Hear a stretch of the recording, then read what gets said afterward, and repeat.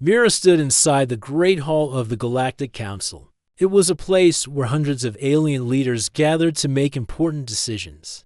The walls of the hall were tall and bright. Light floated in the air, and the floor shined like silver. Water, strange sounds came from all around, different languages, different voices. But all of them quieted when Mira walked forward. She was the only human in the hall. She wore a long gray coat with a blue earth symbol on her chest. Her hair was tied back, and her face was calm. She did not smile, but she also did not look angry.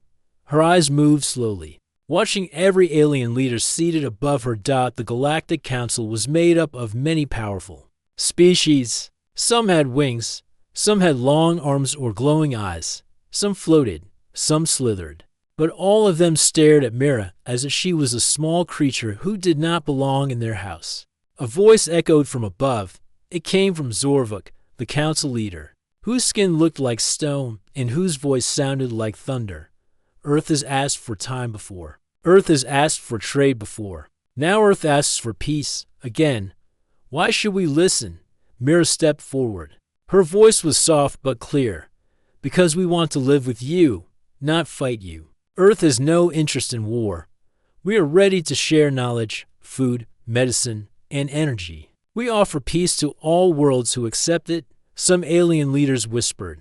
A few laughed quietly. One tall being with blue skin and 6 arms leaned forward.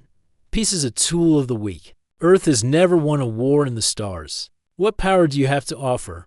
Mira did not reply right away. She looked up at the ceiling, where the stars were displayed in lights. Then she looked back at the crowd. Peace is not weakness. Peace is the choice to use strength only when it is truly needed. We do not come with weapons. We come with hope. The room filled with laughter. Loud, strange, sharp laughter. Some pounded their seats. Others waved their hands in the air. One shouted, "Hope cannot block lasers." Another said, "Earth sends a farmer to talk about war." How sad. Still, Mira stood still. She did not move. She did not speak. Zorvuk leaned forward.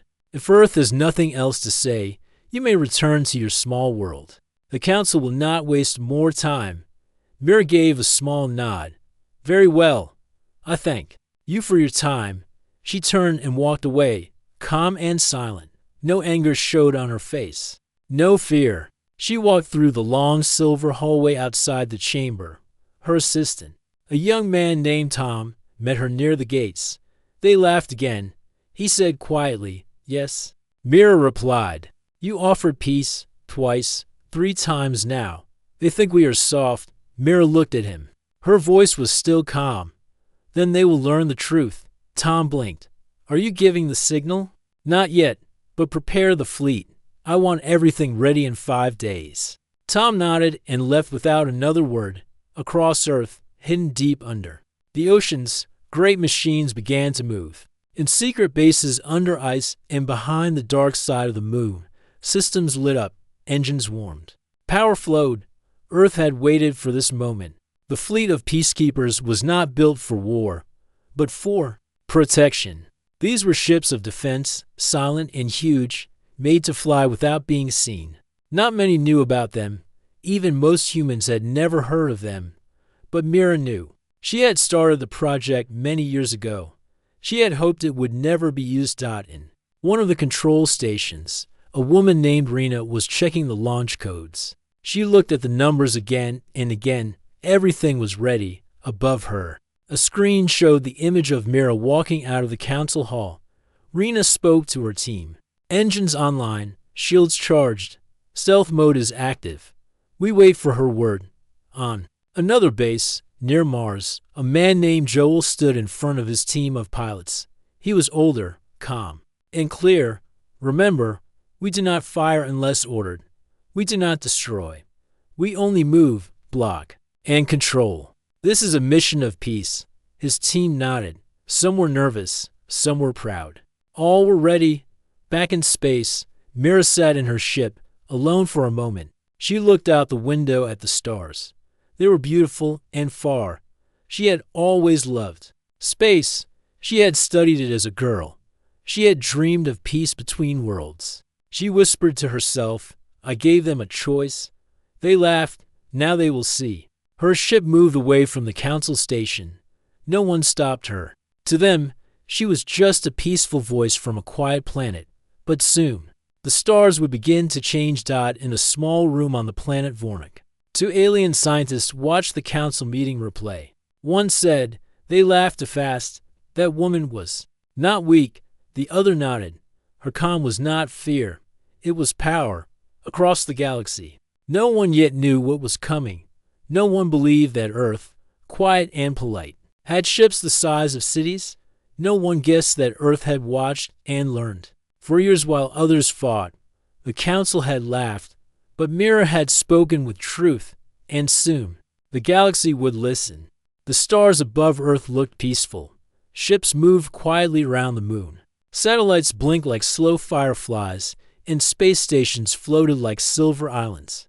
To the outside world, Earth was calm, still, ordinary.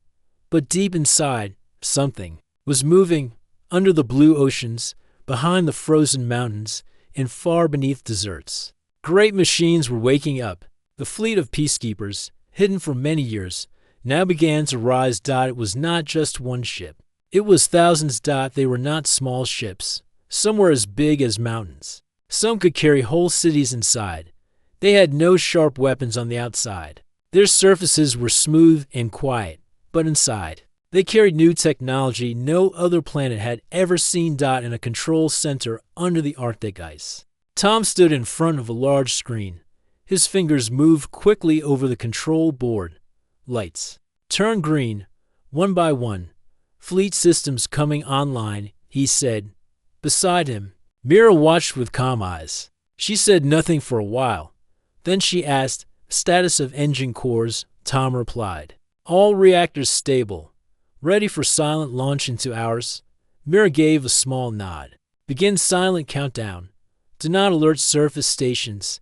Keep it quiet, yes." "Director," Tom said. Far above, on the dark side of the moon, Rena was preparing her ship. The ISV Guardian was one of the largest ships in the Peacekeeper fleet.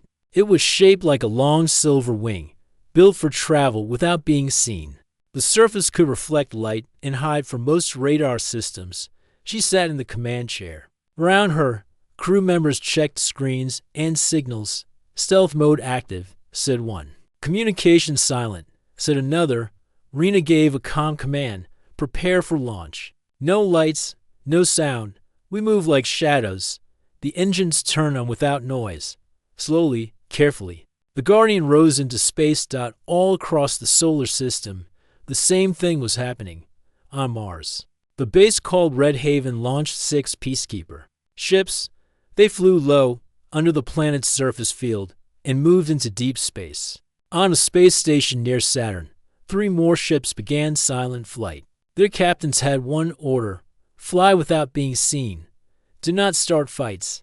Do not speak, unless told. Wait for the signal. Back on Earth, in a mountain base in South America, a man named Joel led a team of pilots. They trained 4 years in secret. Now, they stood inside a large white room filled with screens and flight suits. Joel looked at his team. "Our mission is clear. We protect, not harm. We block, not burn." Mira gave them a chance for peace. They refused. "Now, we will remind them what Earth truly is." The pilots nodded. None of them smiled. This was not a game. This was a message to the stars. In orbit above Jupiter, one of the Peacekeeper ships passed by a mining vessel from the planet Tralax. The mining ship's crew saw nothing. Their scanners showed only empty space. But just a few kilometers away, a giant silver shadow moved without sound. The Peacekeeper ship watched, recorded, then moved on. Not a single system in the galaxy noticed. Earth's growing fleet. Not yet. Mira walked alone in the central command room under the Atlantic Ocean. The room was round, with screens covering the walls, showing space, ship routes, and quiet stars. A soft hum filled the air. Tom entered with a report in hand. "First wave is in position. Second wave will launch in 16 hours. Mira looked at the screen showing the Galactic Council worlds. She pointed at one. "Send 2 ships to Tralax. Place them in high orbit. Do not speak unless needed."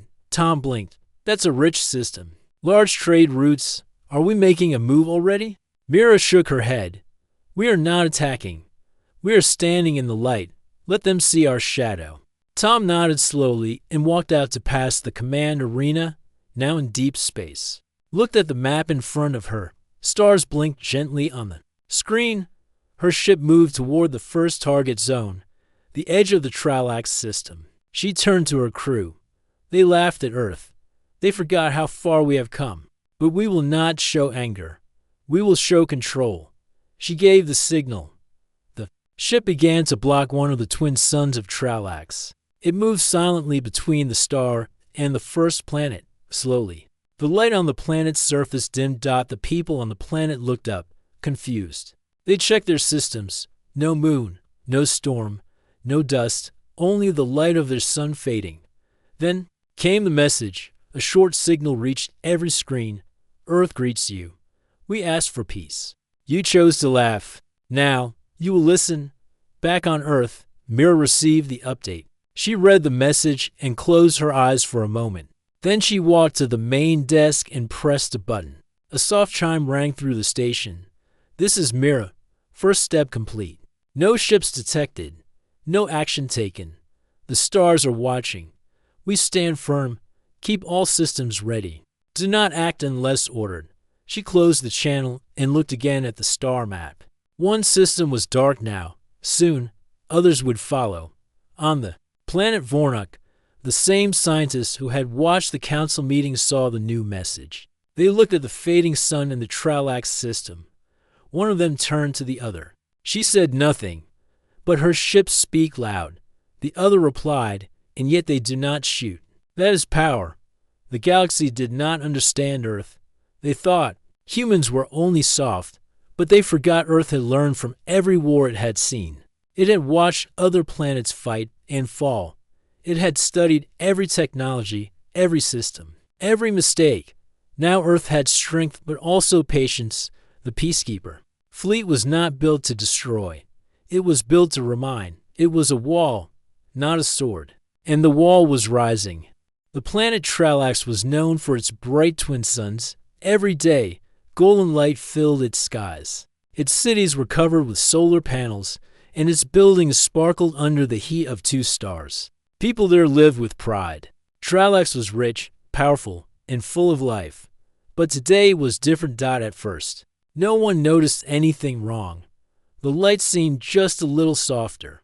A few people looked up and thought a cloud had passed by, though Tralax had no clouds in this season. The scientist named Laren, working at the Space Watch Tower, was the first to report the change. The light levels from Sun Alpha are dropping, he said to his team. By 12%, his assistant, Velen, shook her head. That's not possible. There are no objects between us and the sun. Laren stared at the numbers. Then something is blocking it, and our systems cannot see it. More time passed.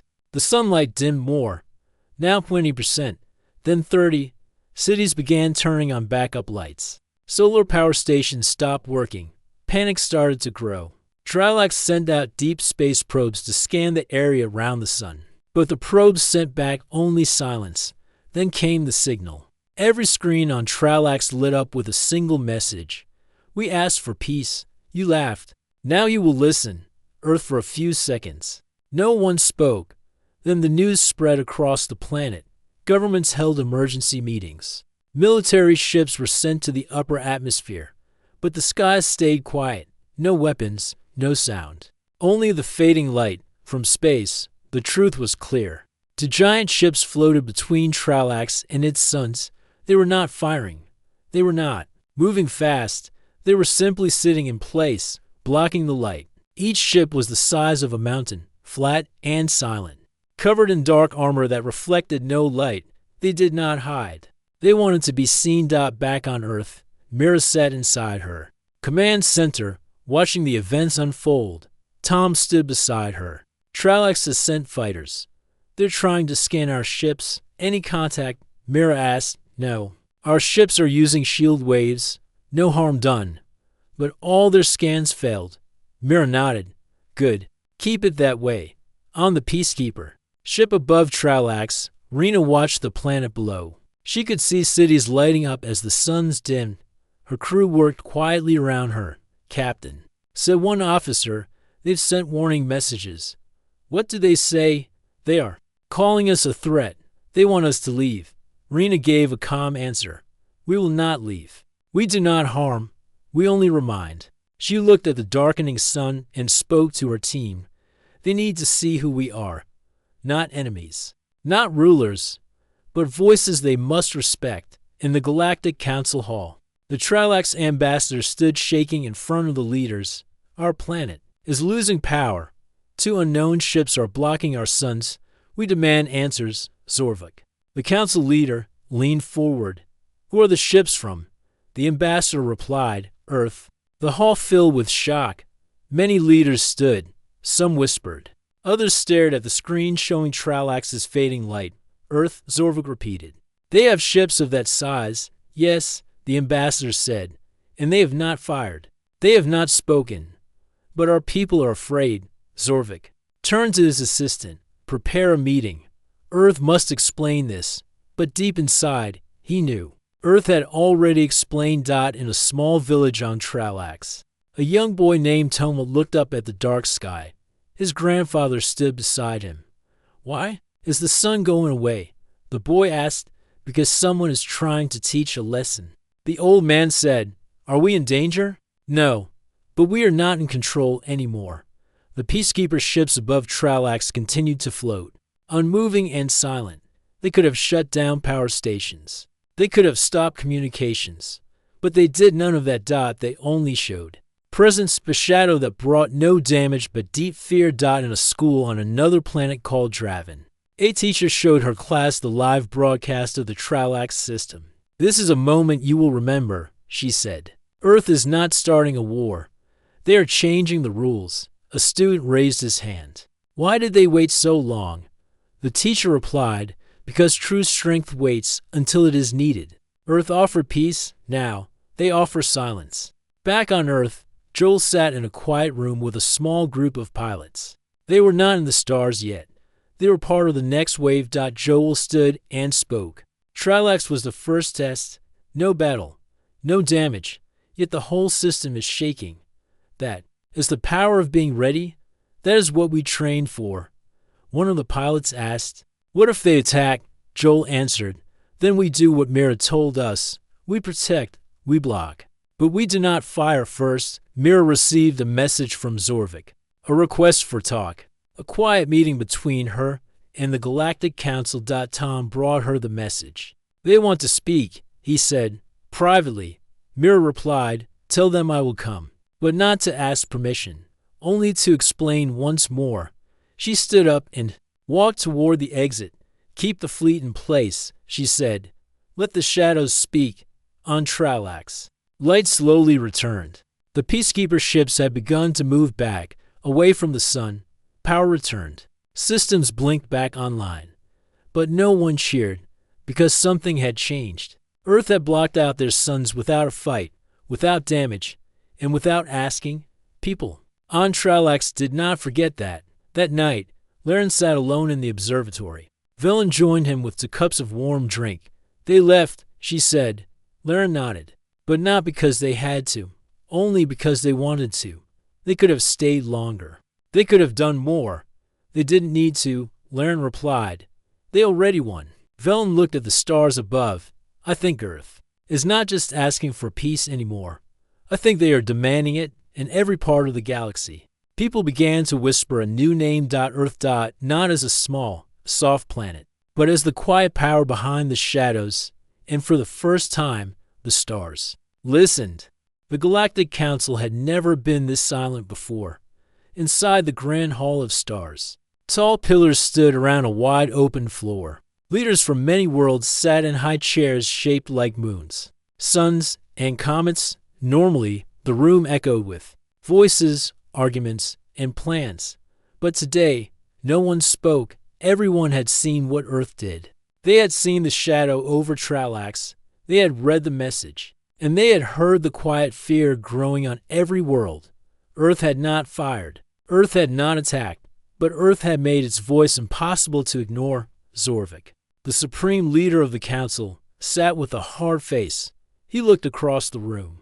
Leaders from 12 powerful systems avoided his eyes. He stood slowly and spoke. We once laughed. Now we are quiet. What does this say about us? No one answered. Zorvik raised his hand and called the council into session.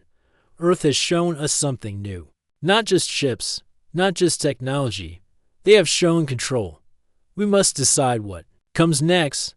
One council member from the planet Refos stood.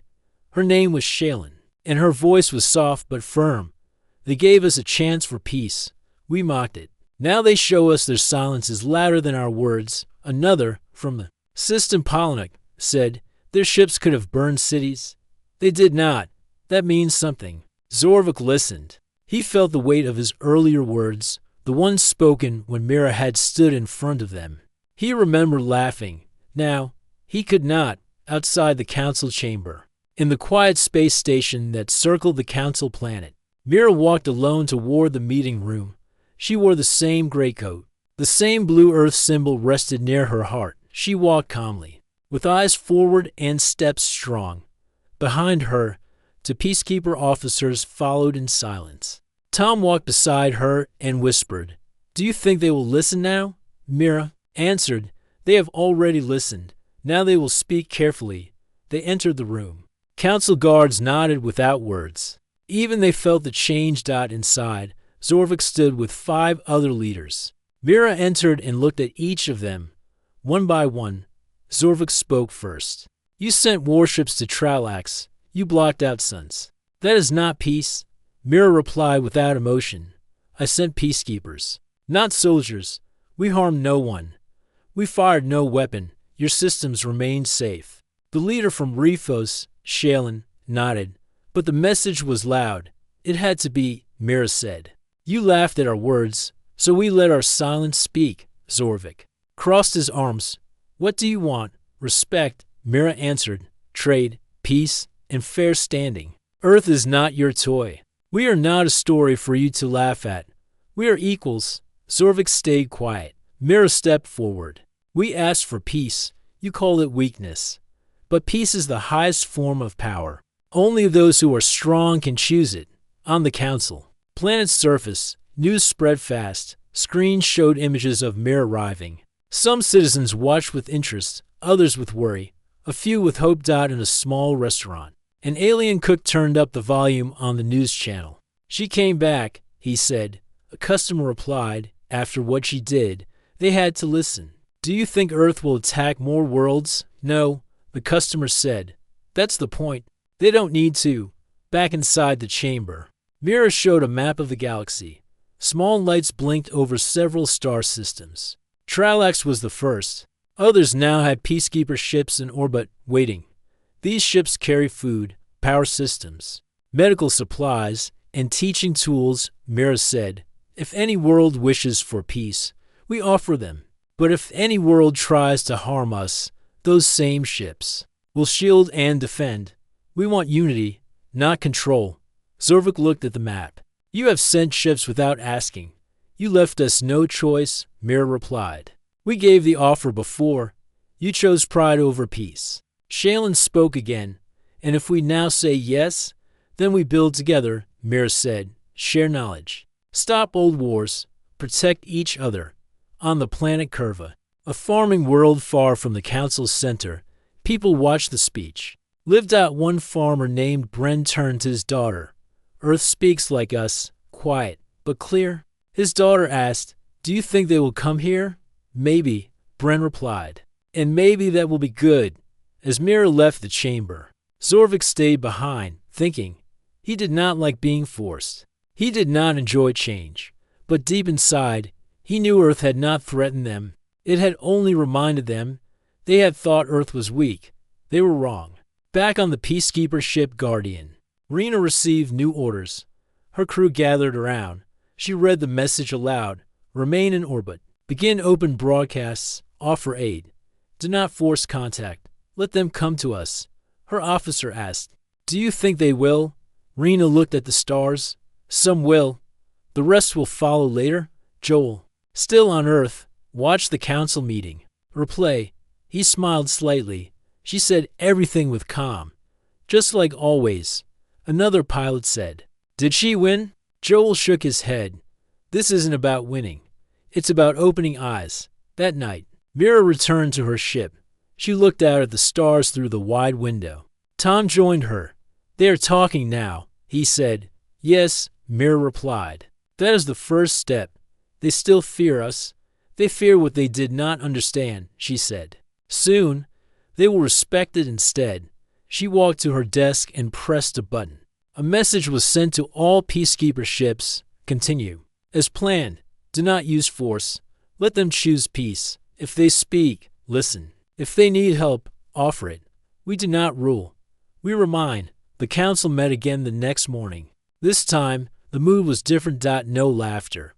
No shouting. Just long talks, careful words. New thoughts. Some leaders were still unsure. Some still felt angry. But others, like Shaylin, spoke with new hope. Earth did not crush us. Earth invited us. She said, this is not fear. This is a door. And slowly, one by one, the doors began to open. Far from the shining halls of the Galactic Council, on a small mining moon called Venner, life was slow and quiet. The people there worked hard every day. They dug tunnels, collected rocks, and sent resources to bigger planets. No one on Venner expected to be part of history. But things were changing. One morning, a group of workers saw something strange in the sky. A huge shadow passed over the moon's surface. It moved slowly, with no sound. The shadow came from a ship long, wide, and silver. It was not a mining ship. It was from Earth. The people stopped working and stared at the sky. Some were scared. Others were curious. Inside a small control station, a miner named Darren spoke to his friend Kira. Is it true? Is that one of Earth's peacekeeper ships? Kira? Check the signal screen. Yes, and they're not hiding. Look, they're sending a message. The message was clear and calm. We are peacekeepers from Earth. We come with food, power, and medicine. We ask for nothing in return. We offer help. We bring no harm. Darren read the words aloud. They don't want payment, no, Kira said. They want to share. Later that day, the leaders of Venner gathered in the central hall. There were only 7 of them. They wore work clothes and had tired faces. They had never spoken with Earth before. Now they had to make a decision. A man named Goran, the oldest leader, stood and spoke. We have lived without help for years. We dig, we trade, we survive. But this is different. Another leader, Noma, asked. Can we trust them? Goran looked around the room. They asked for no gold, no land, no power. They only asked to help. A younger leader named Raylan spoke next. If Earth wanted to rule us, they could. That ship above us is bigger than our whole city. But they didn't take anything. They offered a hand. The room stayed quiet for a while. Then Goran nodded. Let us invite them. Let us see what they truly offer. The next day, the peacekeeper ship opened a small gate. A small craft flew down and landed gently near the mining station. People gathered around but kept their distance. Out stepped 3 humans. One of them was a woman, named Nara, a peacekeeper officer. She smiled and waved. We bring medical kits, power cells, and food packs, she said. We ask for nothing in return. Goran stepped forward. Why do you do this? Nara replied. Because peace is built with hands, not weapons. Earth wants to build bridges, not walls. Kira watched from the side. She saw the humans giving solar panels to workers. They repaired broken machines. They helped build stronger roofs for the miners' homes, and they asked no payment. That night, she sat beside Darren outside their cabin. I thought they would act like rulers, she said. But they work like us. Darren nodded. Maybe peace is not weakness after all. News of Venner's contact with Earth spread fast. Other small planets watched closely. Some were still afraid. Others began to hope. On the planet Zerna, a group of teachers asked for books from Earth. A peacekeeper ship delivered digital libraries the next day. On the moon Velta, clean water systems were shared by Earth crews. People there had never tasted fresh water before. Now they could. These gifts were not forced. Earth did not demand anything. They simply shared. In the Galactic Council, some leaders still spoke against Earth. They are trying to control through kindness, said one leader.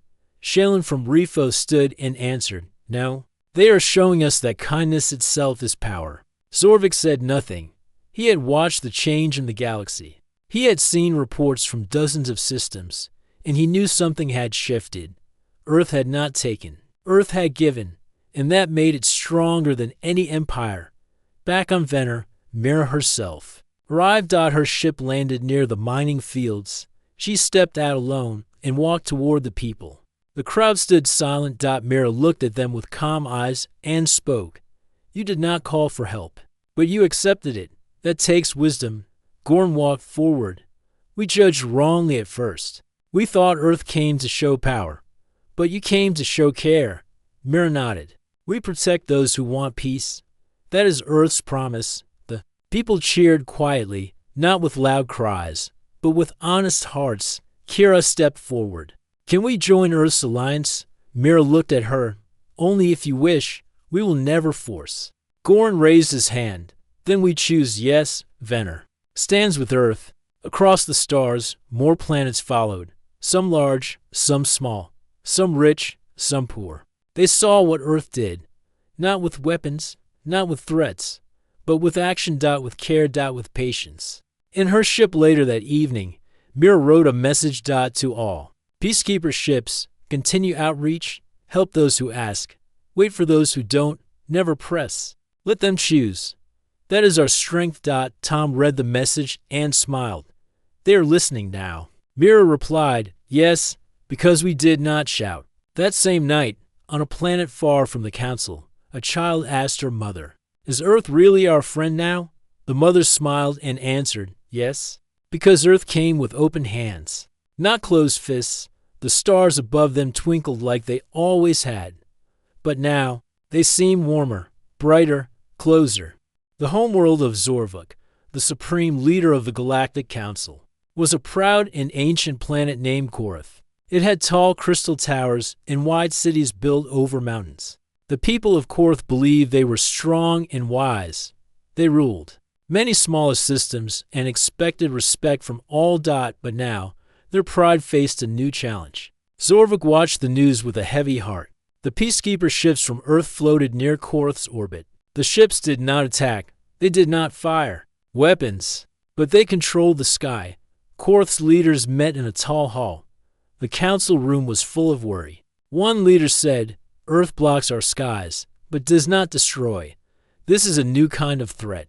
Another added, if we do nothing, the whole galaxy may follow Earth's lead. Zorvik stood and said, we must act before this spreads. The Korath military prepared ships and weapons. Pilots trained day and night. Their weapons were powerful, built for war. They believed they could drive the peacekeeper ships away and keep their planet free. But Earth did not want war. Earth wanted peace. Mira received a secret message from a Korath commander. We will strike soon, the message said. We cannot accept this control.